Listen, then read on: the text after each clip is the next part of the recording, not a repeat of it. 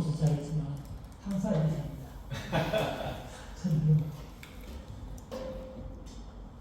우리나라 제일 처음에 개신교 선교사 제일 처음에 왔을 때 언제였어요? 한국과 개신교 받을 때 한국과 개신교를 받을 때 최초의 개신교 선교사가 1800년 84년? 네? 2년이었나요? 32년 요번 몇개 때 기출라프. 기철라프는 어떤 분이에요? 기철라프를 왜 하는데 기철라프는 어느 나라 하는 거예요? 독일. 어떤 별 신앙적 배경 말하면 네덜란드. 독일의 루터파 목사라고 말하는 사실은 기철라프는 화는 선교회 소속 목사. 맞아. 보통 독일 종교 계통이니까 독일에서 이런 개신교를 말하는 루터를 말하는데 이분 사실 목사 안수 받은 분은 화란 선교회 소속 목사로 안수받았다. 1832년 멜로데로 왔어요. 7월 말인데 7월 말에 우리나라 와서 체류한 기간이 약 40일밖에 안 돼. 어디로 와서 어디로 원래 죽고 있었어. 이번에 태국 그 다음에 인도네시아, 말레이시아 같은 선교사예요. 말레이시아 같은 최초의 개신교 선교사입니다. 나중에 중국으로 갔어요. 중국 가서 일할 때 이번 이름이 혹시 알아요? 제가 말했기 때문에 물어보는데 한 분이 두 가지 우선 한 가지가 애한자, 한자 한나라 한자 중국을 살아가는 사람을 뜻 애한자. 그러다가 이번에 와서 사실은 그 해안을 탐색하는 목적도 거기 갔다가 왕을 만나주려고 했기 때문에 제주도 갔다가 오키나와 같이 다시 중국으로 돌아갔습니다. 중국 돌아간 다음에 한국 방문기를 두 가지 언어로 독일말로 쓴 것이 있고 영어로 쓴 것이 있어. 이게 결국 서양사에 한국을 소개한 중요한 역할을 하게 됐고 나중에 1865년에 왔다가 1966년에 다시 와서 순례도 토마스 목사가 틀림없이 기철라프라는 기문을 봤어요. 그래서 한 4주를 더 있었는데 우리나라 와서 기철라프 때 제일 중요한 일이 뭡니까? 한국 올 때 이미 한국말 공부를 하고 왔어. 그 흔적이 남아있습니다. 우리나라 와서 뭘 했어요? 주기도문을 참고로 조선말로 번역했습니다. 그리고 독일의 주식이 감자 가져와서 감자 씹는 걸 가르쳐주고 이분이 기차로 와서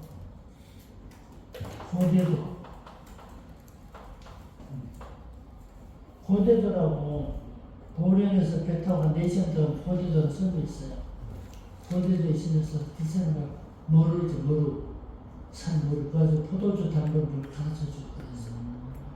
기차를 방법 볼 때 생명의 양식과 육의 양식 가져가죠. 그때 1832년이니까 2025년 1832년 몇 년 됐어요? 그러니까 4년 그렇죠. 193년 실제로 기차앞으로부터 본다면 한국 개신교 140년이 아니고 190도 맞죠? 예. 193년 됐지.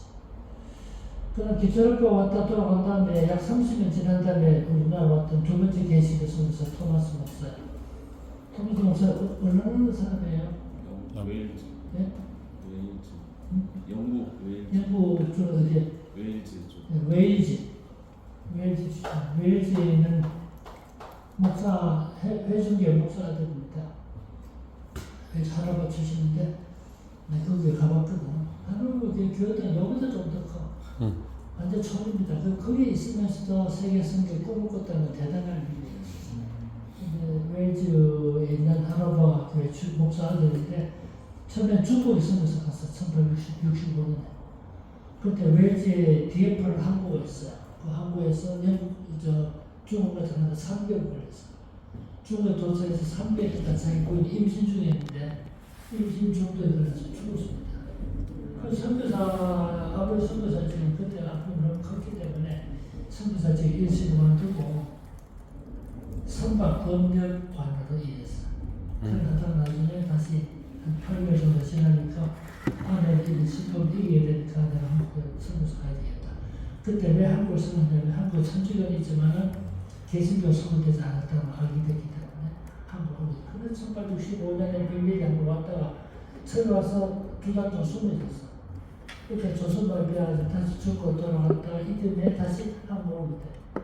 한국 돌아올 때, 한국 올 때 이 토마스 목사로 하여금 한국으로 가는 여러 가지 도움을 줬던 사람이 윌리엄슨이라는 분인데요. 이게 이 사람이 한국에 들어오지는 않았어. 한국 입국한 적은 없지만 한국 성교에 기름 예배드리는 걸로 되고 있는데 윌리엄슨이 도와줘가지고 토마스 목사 중국 성교해가지고 1866년에 다시 들어옵니다. 1865년에서 한국을 배워서 두 달 동안 숨을 쉬면서 토마스 목사에 대한 기록이 종합적으로 보면 토마스 목사 뭐를 잘했어요? 언어를 잘했어. 근데 남 기록은 다 공통적인 특징 언어를 잘했어. 그래서 두 달 동안 공부했는데도 좀 돌아갔다가 나중에 우리나라 사신들이 북경을 왕래했잖아요. 북경 왕래 그 길목에서 조선 사신들 만나서 대화했어요. 웃겼어. 뭐 보통 말은 할 수 있지 웃겼네 이런 식의 한국말 아주 잘했다는 뜻인데 그런 기록이 남아있습니다만은 1866년에 다시 왔다가 고울초죠. 1866년에 다시 왔다가 순교 수교를 합니다. 토마스 목사가 1840년생이야. 1866년에 죽었기 때문에 26살 때 26세 때 토마스 목사 남긴 문헌들 있죠. 토마스 목사 관한 기록들 다 모아가지고 책을 만들었어. 그게 우리 민경미 교수님 만든 제르마니 토마스 책이 있습니다. 그거는 토마스 목사 관련된 기록을 모아. 토마스 목사에 대해서는 사실 우스갯거리로 잘못 알려진 게 많은데 사실은 그렇잖아요. 정말 훌륭한 선교사였는데 26세 나이로 숨졌죠. 개신교 세 번째 개신교 선교사들이 한국 접촉을 할 때 1870년대 누굽니까? 만주에 와 있던 누구? 존 로스하고 또 한 사람은 존 맥킨타이어. 이분들이 사실은 어느 나라 사람이에요?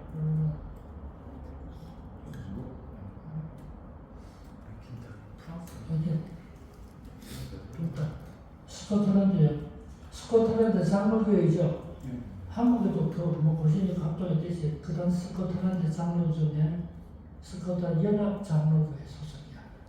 연합 장로교회가 1870년대부터 사실 만주에 선교사를 파송하고 있었어.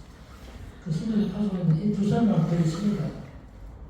대표적인 두 사람 한국에 관심 가졌다. 저 노스는 결혼해 부부고 왔고 맥기태는 노스보다 4살 더 많았어. 근데 총각은 만주에 왔어. 만주에 지내다가 이 두 사람이 한국 잠깐 이렇게 한국은 이게 우장에 있어. 우장에 지금 봉천이라고 하는 봉천 우장을 하는 거잖아. 한국만까지 왔는 데까지 강만 되면 조선인데 조선은 복음을 전할 수 없을까? 그런 기대할 때 그렇게 해서 한국에 더 관심을 갖게 됩니다. 두 사람. 그래서 한국 그 당시 한국 기독교 금지된 종교이기 때문에 한국 입국할 수 없어. 한국에 못 들어가니까 어떤 방법으로 한국을 복음할 수 있겠느냐 고심하다가 일단 선지가 변형하는 한국에 복음을 전할 수 있겠고. 그 당시는 선교사들이 어떤 나라가 제일 중요하게 얘기했던 것이 성경 번역을 과제적이죠. 그때 성경 번역 하면 안 되기 때문에. 그래서 성경 번역하려면 뭘 해야지 먼저 한국을 보게 되겠죠. 근데 우리 우주 선생들이 만주 가서 고령물에 대해서 고령물 조수 사람 만주 사람 만나서 물불교환한 장소 뒤에 가면 조수 사람 만날 수 있겠구나. 그 집에 가서 이게 갔다가 누굴 만납니까? 이 두 사람. 이윤찬, 저는 이윤찬이야. 김진욱이 또 이성훈, 백호리. 나한테는 서상민도 서상민 동생이 서경대도 서경수. 어디서 만났는데 저기 예임찬이 처음 만났어. 자기 동료들을 소개합니다. 이 친구들이 이 사람의 조선말을 가르치자. 예수 믿을 수 없지만 조선말 가르치기를 약속하고 같이 지내는 동안에 이분들이 변화가 나타나가지고 세례받죠. 이분들 1879년도 과거 1876년으로 알려져 있는 그건 틀리고요. 1879년도 여 친구들이 전부 세례받아요. 한국인 첫 수세자입니다. 첫 수세자. 4명이 세례받고 나니까 다음 명이 생겨가지고 더 적극적으로 선교사들에게 이중 한국을 가르칩니다. 그래가지고 이 두 사람이 로스를 기다려 입국을 못해 여기까지 왔던 사람입니다. 근데 로스 한국어 문법처럼 만들었어요. 우리나라 천주교 신부들이 후대 사문에서 한국 문법처럼 만든 적이 있어요. 근데 개신교 인물로서 제첩으로 조선어 문법처럼 만든 사람이 존 로스예요. 그 책을 먼저 혹시 아세요? 코리안 프라이머. 코리안 프라이머 처음 만났어. 이제 복사본은 저도 가지고 있습니다. 코리안 프라이머. 이게 한국말로 된 최초의 생선을 만든 개신교 성에서 만든 한국 교과서예요. 이 특징이 뭔지 아세요? 특징. 저는 말한 것 같은데 정말 국어 학사에서 정말 중요한 책이에요. 왜요? 이 책이 제일 처음으로 띄어쓰기, 한글 띄어쓰기 한 책이에요. 맞아. 나중에 헐부터 우리나라도 띄어쓰기 했죠. 근데 실제로 우리나라에서 세종대왕이 한글을 창작한 이후 다 붙였었어. 다 붙였어. 왜 붙였었을까? 한문이 붙여 있어. 왜 다 붙였었을까? 우리 성경 사본도 말다시피 대문자 사본, 대문자는 다 붙였었잖아. 소문자 사본은 떼졌고, 파피루스도 좀 떼졌고, 대문자 사본은 50년까지 남았잖아. 다 붙였었잖아. 왜 그랬어요? 값이 비싸니까 종이를 아껴야죠. 맞습니다. 종이를 아껴요. 뭐 그때 종이 귀하니까 제가 초등학교 다닐 때 맡은 종이 정말 귀했어요. 신문지 있던 신문지 예배에 다 썼어. 초등학교 때 일기 쓰잖아요. 일기. 이런 일기 쓰고 집에 들어오면 연말에 뭐냐면 지우개를 다 찧었어. 그 노트 다 썼어. 그 종이 귀하기 때문에. 근데 이때는 더 말할 것도 없죠. 그래, 저 예배를 남겨 만들기 때문에 다 붙였었는데 이 책이 처음으로 한글 띄어쓰기 합니다. 그런데 우리나라 국문학사, 국어학사에서 중요한 책인 거죠. 그 다음에 이게 맥킨타이어도 한국의 역사, 풍습을 책에서 조금 책썼습니다. 한국에 들어오지도 못한 사람인데 변방에 있으면서 한국어 공부해서 그렇게 책을 이렇게 한 가운데 최초 성경 번역되죠. 1880년 우리나라 최초의 성경 일보 번역됐을 때 1882년 무슨 책이 번역됩니까?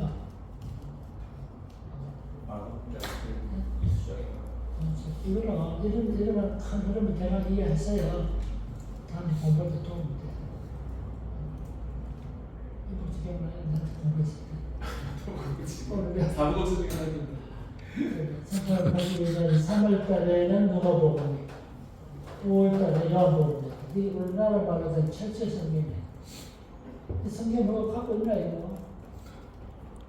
이상기 교수님 댁이라면 했을 것 같습니다. 그러니까 요한복음 항상 요한의 복음을 읽었는데 복사본을 가지고 있어. 몇개 안 남아있으니까. 여기 번역되기 시작하다가 83년에 마태복음 두 번째 대전 하다가 신약 성경에 완전 번역돼서 1800몇 80몇 년 같아요. 87년도. 이때 우리나라 말로 신약 성경이 다 완전됩니다. NT 완전. 저 성경 뭐라고 부릅니까? 영어는 보통 로스 버전 그런데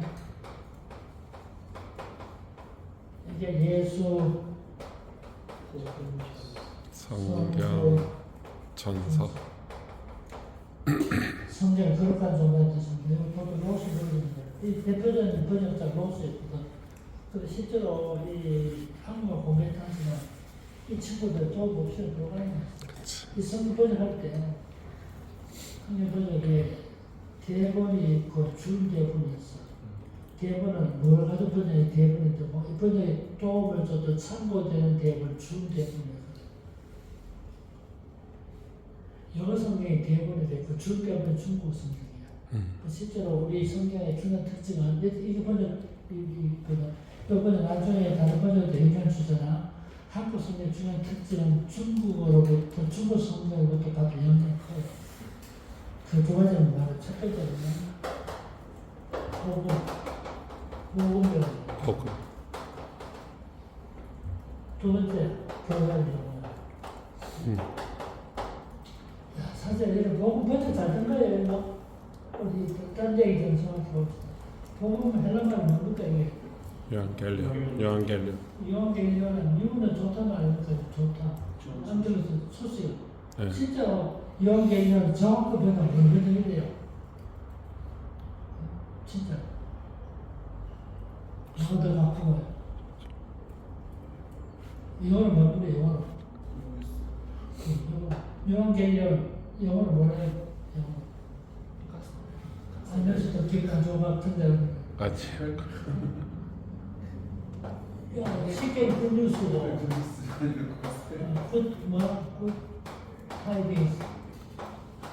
굿타이빙스. 아, 그러니까 사실은 명계는 진짜 정확하게 모르니까 이말만 소식. 복. 기쁜 소식이야. 기쁜 소식. 네, 기쁜 소식. 기쁜 소식이야. 근데 기쁜 소식 복음 복도 소식 같나요? 자잖아. 복도 소식 이게만 동양도 사고예요. 복되다 복이든 이 복이 기쁜 소식이기 때문에 결과적으로 복이 될 수도 있지만 복된 소식이 기쁜 건 아니야. 원래 정확하면 진짜 기쁜 소식이 아니고 굿타이딩스 요한계시록이 이거는 좋다 뜻 아니거든요. 근데 복음으로 번역했기 때문에 아마 우리도 모르게 무슨 동양적인 복의 개념으로 생각할 수 여지가 남아요. 저는 잘 이해했죠. 이런 또 하나는 뭐니까 교회. 난 이게 번역 잘 됐다 생각해. 잘 됐지만 이것도 중국 성경을 또 영어를 많이 사용했어요. 지금 우리 성경 말고요. 제가 학습 때 보던 성경한테 다 중국 한문으로 한번 받았어. 자, 또 한 가지 더 말씀드릴게요. 경건 무슨 뜻이에요? 경건. 개근도 합치면 경건. 뭐가 경건이에요? 그러니까 예를 들어 성경에서 거하게 세속으로부터 분리돼서 사는 이런 우리 이미지를 상당히 동양적이에요. 그 실제로 성경의 경건에서는 크게 헬름을 세 가지 정도를 하거든. 그 많이 쓰는 한번 유세베이아 또는 드레스케이아. 유세베이아는 유는 좋단 말입니다. 세교수는 말이 반응,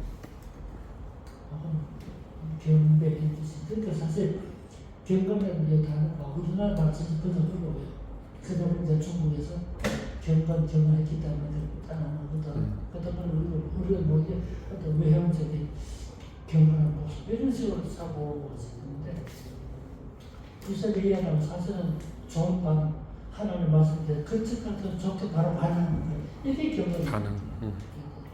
그러니까 영어 같은 것이 사실 중국어 성격을 따르다 보니까 본문의 뜻을 완전히 들으면서 본다. 야고보서 예컨대 야고보서 1장에 보면 하나님 이렇게 말씀드린 거룩하고 뭐더라 헐명은 경건 이게 뭐야? 참되고 거룩 하나님 앞에서 참되고 더러움없는 경건은 고와 가보이고 하늘 정도를 보고 자연을 지켜 세속에 물들지 않는 도시 그때 있잖아. 그죠? 난잘 됐다 보자면 사실은 그때 드레스케이아는 우리만 줬단 말이 없는 거야. 그 영어 성경은 뭐라고 됐냐면 릴리전 테스트. 하나님 앞에 하나님 앞에 더러움이 없는 경건은 이걸 하나님을 뭐하고 더러움이 없는 종교는 라틴어 성경으로 찾아보면 렐리기를 보게 됩니다. 종교를 보게 됩니다. 그러니까 우리 경건을 보도 했지만 디모데전서에서 사도 바울이 말했던 유시베이하고 야고보 사도 말할 때 야고보서 1장에서 말했던 데스케 사실 같은 개념입니다. 우리말로 다 같이 경건을 보도 했지만은 물론 그렇게도 볼 수 있지만 그 원의가 말하는 뜻을 정확하게 우리 말씀이 반영하고 있다라고 보여줍니다. 그 요건사 중국 성경으로부터 배운 거죠. 교회에 대해서 말한 적이 있었잖아요. 맞아. 기억나시지? 이걸 보면 진짜 잘 됐어요. 에클레시아를 말하는 사실은 뜻을 말하면 교회를 보지 안 되잖아. 에클을 먹을까 에클을 먹으러 보다니까 에클이죠. 그 다음 팔레오는 내가 불렀다 I called them. 그러니까 내가 불러냈다. 이 말인데 이걸 가르칠 때 뭘 해줬었다. 이건 진짜 뭐 뜻으로 말하면 다른 거 아닙니까? 그렇잖아요. 그렇지만 이건 진짜 좋은 분이 번지 않거든요. 그러니까 교회를 원어의 헬란말에 가깝게 분한다면 부름받은 우리들 이런 뜻이 부름받은 우리들.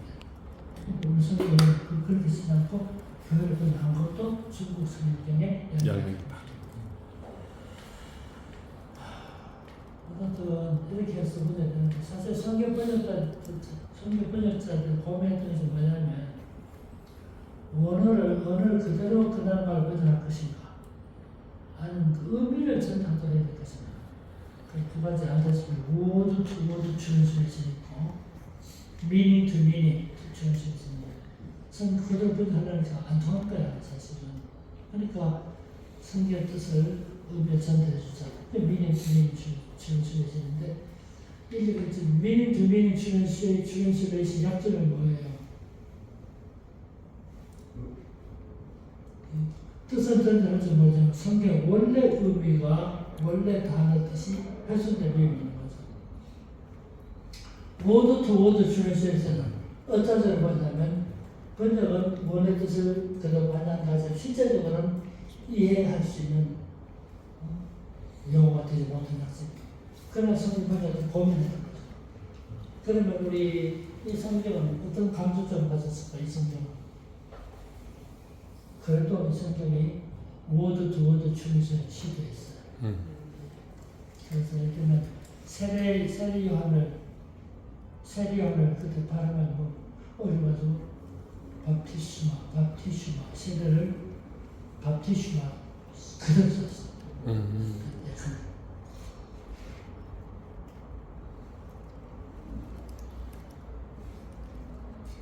모두 translation 잘 안 되는 거는 다른 차이 예를 들어볼게요. 빌라도 타이틀이 뭡니까? 빌라도 뭐예요? 총독 그렇죠? 우리가 총독을 다 알았어요? 없었어. 언제 알았어요? 총독 사또라고 썼어.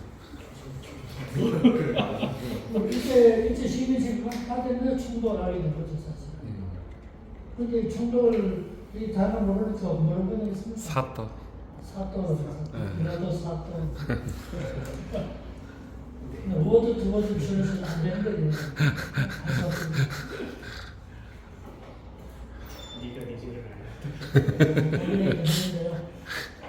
그렇게 전달되는데 요 사이에 우리 국제적인 큰 변화가 나타나죠. 이게 1870년 여기 가야 돼. 그렇죠. 1870년 그때 무슨 일이 있었죠? 강화도 줘야 그때 계약합니다. 한번 일어났어. 우리 여러 번 교회에서 목회하시면서 대학생들에게 이런 한국에서 강의해 준다는 내시시 될 수 있어. 개항하고 나니까 1882년도에 와서 처음으로 우리가 1882년도 어떤 일이 미국과 최초 외교관을 했습니다. 이게 한미수원, 한미, 조미수 소산조. 옛날 조미를 그랬죠. 통상조약을. 인천 관광호텔이 있어. 인천 관광호텔이 이쪽 책이 장소야. 아, 관광호텔 가는 그 장소 기념비 빚이 세워놨어. 미국과 최초 외교관계 출입방문하니까 이때 1883년 영사관에 있을 때 영사관 외교공무실 그러니까 이제 선교사를 하는 거고 이제 요즘 수교가 이루어지기 때문에 내한을 할 수 있는 가능성이 있습니다.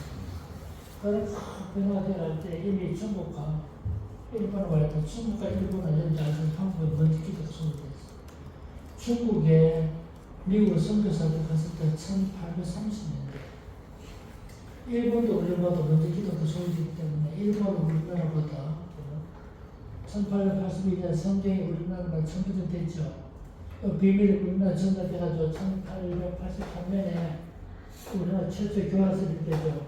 우리나라 첫 교회가. 그게 무슨 얘기입니까?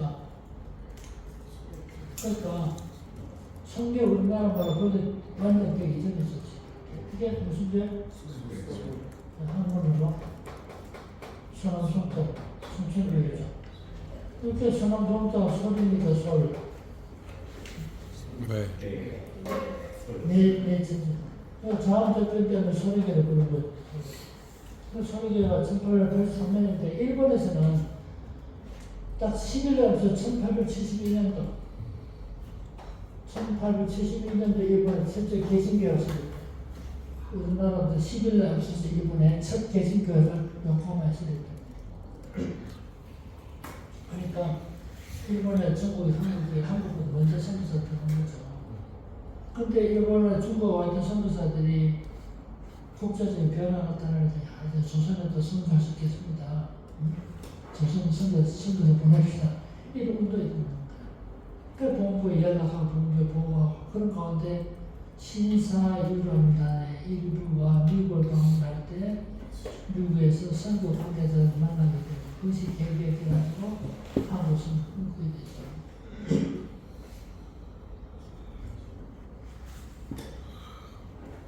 그 가운데 중국 상해가 있던 아련이 원래 우리 언도도 이니셜이 HG 언도거든요. 알렌 HG 알렌은 원래 상해가 있었어. 상해. 알렌 원래 중국 선교 아닙니까? 과거에 가장 많은 선교사 파송됐던 나라 두 나라야. 어디입니까? 가장 많은 선교사 파송됐던 두 나라죠? 영국과 일본. 애들 때 이것도 교양을 알려줬어. 과거 가장 많은 선교사 파송됐던 두 나라 어디고 중국과 인도. 중국과 인도입니다. 왜냐면 인구도 많고 나라도 크기 때문에. 근데 다 인도. 미국 선교사들요. 이름은 언도도 저 인도 선교했잖아요. 인도.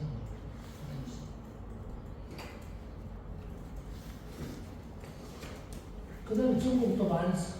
맞습니다. 중국에 쏟아부은 선교사도 그게 없습니다.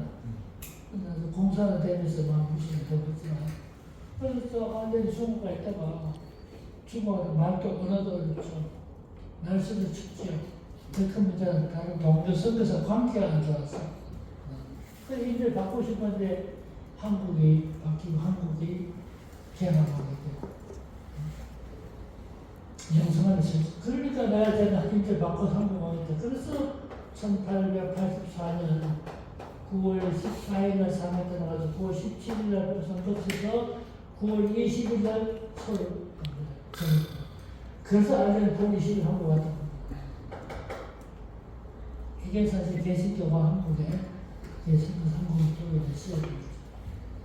복잡한 근데 금년을 선거 140주년 들으죠. 내가 다른 신부사 기자하고 내가 이야기했는데 좀 말이 안 돼요. 오늘 1884년에 왔는데 아니 선교사 아닙니까? 그러니까 그러면은 141주년 되는 거야. 1885년에는 목사 선교사 들었다고 언더우드. 그렇죠? 그래서 누굽니까? 아, 반찬. 들으죠. 1885년에 개신교의 장로교회 운동하고 감리교 한전도는 언더도가 우리나라 있을 때는 손댔습니다. 아빠가 27살이다. 20대 청년들이죠.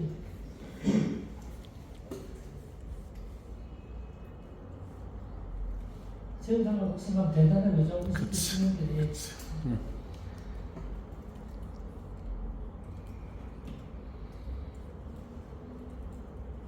창대구에는 외국인이 있으니까 학교 다녔습니다. 저 학교 다닐 때 교장선생님 미국 사람이었어요.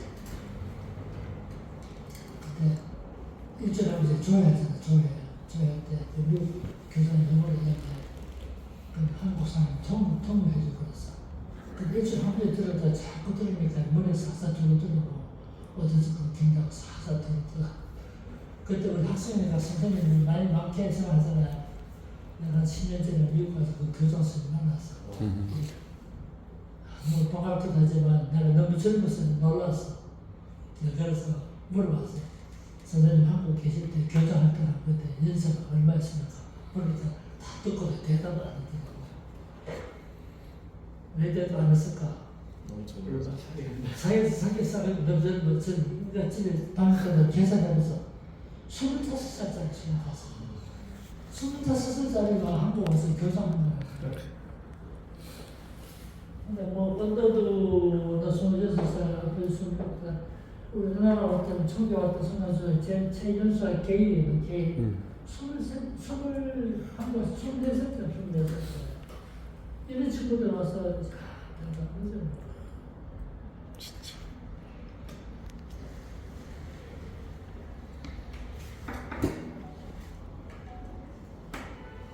장로교만 얘기한 다음에 장로교가 사실 이때 언도도 완전 의사였으니까 장로교 한국의 두 번째 선교부가 누구지? 1889년에 호주 선교죠. 세 번째 1892년에 미국 남장로죠. 장로 네 번째 1898년에 캐나다 장로죠. 출봉은 먼저 한국에 쳤으면서 강화도였죠. 강화도이기 때문에 좀 해방 후에 왔는데 우리나라 왔던 초기 신봉 대통령 선교사가 이름이 뭐가 갑자기 나왔는데 나이 많아가지고 선교 공부에 선교를 힘을 안 줬어. 당선에 신학 교육 못 받고 올렸지. 나이도 많다. 그래서 자기 돈을 많았어. 그 자기 돈 가지고 선교 갔어. 그 무슨 가지고 잘 전도했어요. 부산 갔어. 예단이가 부산 가면 뭐였지? 미국 천막 있잖아. 그분 천막을 쳐놓고 그 부산 가면 구민대원이 있어요. 그 홍대 천막 쳐놓고 전도하려고 식사 사람들 모이가니까 그때 천막을 저 밑에는 없었구나. 그 도자기를 해놓고 전도하고 설교했어. 그 설교했을 때 통일했던 사람이 내가 잘 아는 지금 90년째 그때 설교 하면 그때 설명담에 예수 믿기를 작정하고 일어서가지고 앞에 걸어나온 겁니다. 그 설교자의 반응을 요한 거죠. 설교 듣고 예수 믿기를 작정하고 앞에 걸어나오시고 영어를 원하지 않아요? 앞에 걸어나오다는 걸. 그러면 이럴 때 쉬우니까 예수 믿기를 작정하시고 앞으로 걸어나오시면 부르잖아. 앞에 불러내서 콜 하잖아. 이거 뭐라 그래? 알타콜. 알타콜. 일단 강단하는 강단 알타콜입니다. 빌리그람 집에 가면 예수 믿기를 작정하고 그러면 그 알타콜이에요. 그래 이 성도에서가 알타콜한 거죠. 그때 알타콜 말은 안 했지만 예수 믿기를 작정하고 그러니까 키 큰 사람이 배달 하는 그걸 나왔어요. 그 사람이 조용히 목사예요. 그래서 저기부터 예수 믿는 거야. 그 성경 나중에 서울을 갈 때 저기 기독교 사람 열심히 되고 또 데려갈 거야. 그래서 저기부터 그 사람들이 이거 배우는 거야. 그 선교사 부산에 있을 때 만든 전도지 있죠. 전도지 저를 가져왔어요. 그 순복음교회 목사님 그 갖고 있는 복음인데 나중에 줄 갚으면 실제로 순복음 무중교단은 지금 해방 위주로 들어갑니다. 해방 전까지는 우리나라 장로교 감리의 중심이 있고 그 외에 책임도 성경에 대해 떨어지만은 장로교 감리 중심입니다. 장로교 4개 성교입니다. 감리교 2개 성교입니다. 1885년에 아필제를 들었죠. 아필제가. 그렇죠. 아필제는 북감리예요. 북감리. 남감리에는 난방으로 한 해 후에 1893년에 남감리에 들어. 남감리가 개발인데 우리 유명한 우리 선교가 부흥 당시에 일했던 누구죠? 한국 부흥이 그 영향 끼치던 누구? 하디가 남감리에 있었어요. 우리나라 유치원이죠. 유치원 남감리에 유치원.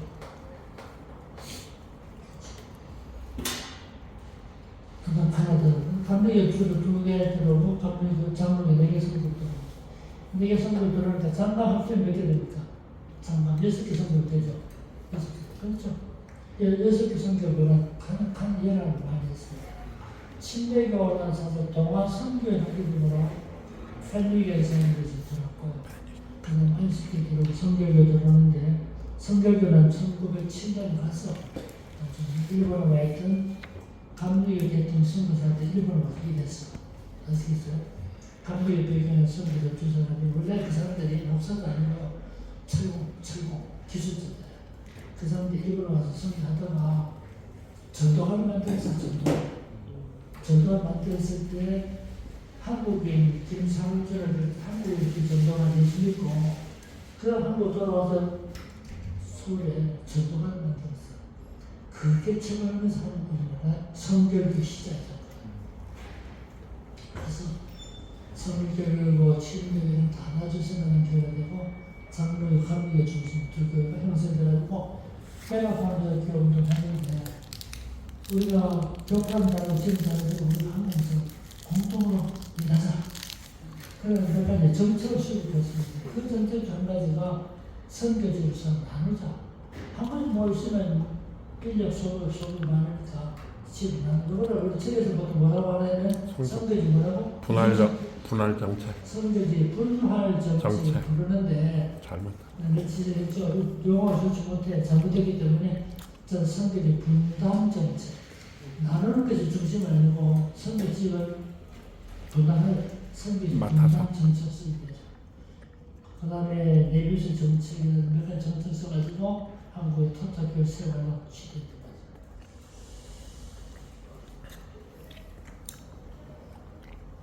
천하분들은 많이 하게 되면 기쁘지는 좋고 다음에 한 번 더 설명드릴게요. 큰 흐름을.